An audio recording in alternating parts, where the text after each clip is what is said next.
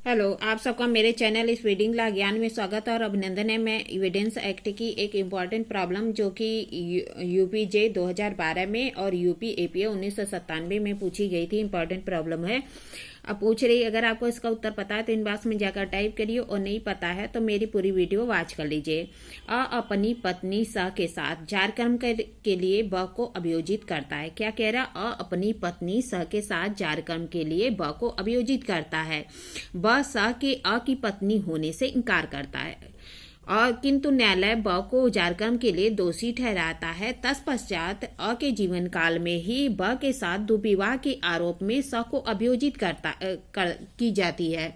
स कहती है कि वह की पत्नी कभी नहीं थी।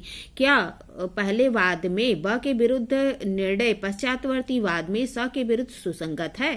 क्या कह रहा? अपनी पत्नी स के साथ जारकर्म करने के लिए ब को अभियोजित करता है। ब स की पत्नी होने से इनकार करता है, किंतु न्यायालय ब को जारकर्म के आरोप के लिए दोषी ठहराता है। तत्पश्चात के जीवन काल में ही ब के साथ दुर्विवाह के आरोप में स अभियोजित की जाती है। स कहती है कि वह की पत्नी कभी नहीं थी। क्या पहले वाद में ब के विरुद्ध निर्णय पश्चातवर्ती वाद में स के विरुद्ध सुसंगत है? आइए देखिए प्रॉब्लम का सलूशन क्या कह रहा है। प्रस्तुत समस्या साक्ष्य विधि की जो धारा 43 है उसका दृष्टांत बी या ख है उस पर आधारित है। धारा 40 से 42 में वर्णित है कि कब पूर्ण निर्णय सुसंगत होता है। 40 से 42 क्या कहता है? कब पूर्ण निर्णय सुसंगत होता है।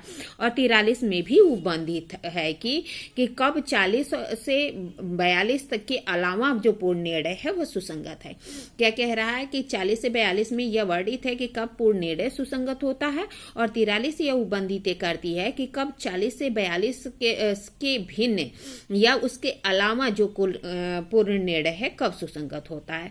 43 के अनुसार धारा 40, 41 और 42 में वर्णित से भिन्न निर्णय आदेश और डिग्री विसंगत है जब तक कि ऐसे निर्णय आदेश डिग्री का अस्तित्व विवादक न हो। क्या कह रहा है कि 40, 41 और 42 से भिन्न वर्णित जो निर्णय आदेश और डिग्री हैं विसंगत होगा जब तक कि ऐसे निर्णय डिग्री या आदेश का अस्तित्व विवादक न हो या इस अधिनियम के किसी अन्य उपबंध के अंतर्गत सुसंगत न हो।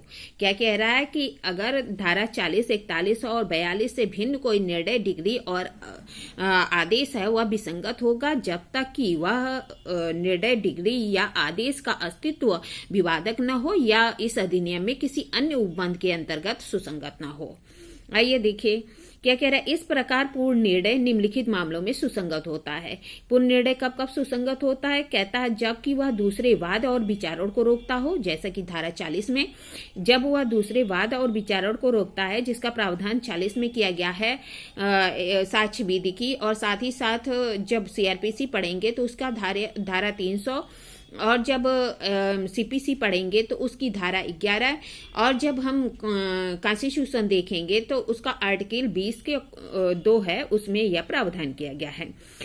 फिर दूसरा कहता है कि जबकि वह निर्णय सर्वबंधी है। सर्वबंधी निर्णय क्या होता है?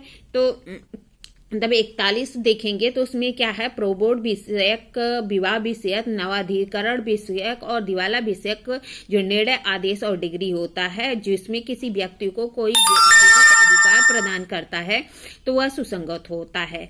फिर तीसरा कहता है जबकि वह लोक प्रकृति की हो, धारा 42 के अंतर्गत जबकि वह जो निर्णय डिग्री आदेश है लोक प्रकृति का है तो भी क्या होगा? सुसंगत होगा। फिर कह रहा है जबकि ऐसे निर्णय का अस्तित्व विवाद का विषय हो, धारा 43 जबकि निर्णय आदेश या डिग्री का अस्तित्व विवाद का विषय हो तो धारा 43 में सुसंगत होती है जबकि वे अधिनियम के किसी अन्य धाराओं के अंतर्गत सुसंगत हो। अधिनियम के किसी अन्य धारा का मतलब है कि यदि वह धारा 8 के अंतर्गत, धारा 11 के अंतर्गत, धारा 13 के अंतर्गत और धारा 54 की उपधारा 2 के अंतर्गत सुसंगत है तब भी वह पूर्ण निर्णय के रूप में सुसंगत हो गए। कब कब? जब दूसरे की वाद या विचारण को रोकता हो, धारा 40 जब सर्वबंधी निर्णय हो, धारा 41 जब लोक प्रकृति का हो, धारा 42 जब निर्णय का अस्तित्व विवाद का विषय हो, धारा 43 जब अधिनियम के किसी अन्य प्रावधान के अंतर्गत सुसंगत हो, जैसे कि 8, 11, 13 और 54 की उपधारा 2 में। प्रस्तुत समस्या में अपनी पत्नी स के साथ जारकर्म करने के लिए ब को अभियोजित करता है। ब स के अ की पत्नी होने से इनकार करता है, किंतु न्यायालय ब को जारकर्म के लिए दोषी ठहराता है। तत्पश्चात अ के जीवन काल में ही ब के साथ दुर्व्यवहार करने के लिए स का अभियोजन किया जाता है। स कहती है कि वह अ की पत्नी कभी नहीं थी। पहले वाद में ब के विरुद्ध दिया गया निर्णय पश्चातवर्ती वाद में पेश किया जाता है। प्रस्तुत समस्या में प्रथम दृष्टया देखने से यह प्रतीक होता है कि जारकर्म का निर्णय दुर्विवाह वाले मामले में सुसंगत होगा। क्या कह रहा है कि प्रथम दृष्टया देखने से तो लग रहा है कि जारकर्म वाला जो निर्णय है दुर्विवाह के मामले में सुसंगत होगा, क्योंकि जारकर्म वाले मामले में यह अवश्य साबित किया गया होगा कि अ स की पत्नी है स अ की पत्नी है, ताकि जारकर्म के लिए ब दंडित हुआ होगा। कह रहा है इस मामले में अवश्य साबित किया गया होगा कि जो स है वह अ की पत्नी है और ब को दंडित किया गया होगा, किंतु पूर्ण निर्णय मात्र 5 परिस्थितियों में ही सुसंगत है, जबकि वह 5 परिस्थितियों में नहीं आता तो विसंगत है। कह रहा है पूर्ण निर्णय जो अधिनियम बताया गया है वह 5 ही खंड के अंतर्गत 5 ही परिस्थितियों में सुसंगत होता है। अगर 5 परिस्थितियों के बाहर है तो वो विसंगत होता। कौन सी 5 परिस्थितियां? तो कहता कि प्रस्तुत मामले में जारकर्म वाला निर्णय दुर्विवाह वाले वाद के विचारों को नहीं रोकता। क्या कह रहा है कि जो जारकर्म वाला निर्णय है दुर्विवाह वाले मामले के विचारों को नहीं रोकता, क्योंकि दोनों की प्रकृति अलग अलग है, अतः धारा 40 के अंतर्गत नहीं आता। कह रहा है प्रस्तुत मामले में जो जारकर्म वाला निर्णय है दुर्विवाह वाले मामले विचारों को नहीं रोकता, क्योंकि दोनों की प्रकृति अलग है, इसलिए जो धारा 40 है उसके अंतर्गत नहीं आता। जारकर्म का निर्णय सरबंधी निर्णय नहीं है, क्योंकि प्रोबोर्ड विषयक, विवाह विषयक, नवाधिकरण विषयक या दिवाला विषयक निर्णय नहीं है। जबकि बक के जारकर्म के लिए दोषित किया जाता में स और अ का कोई भी विधिक हैसियत नहीं प्रदान करता, इसलिए जारकर्म वाला निर्णय धारा 41 के अंतर्गत नहीं आता है।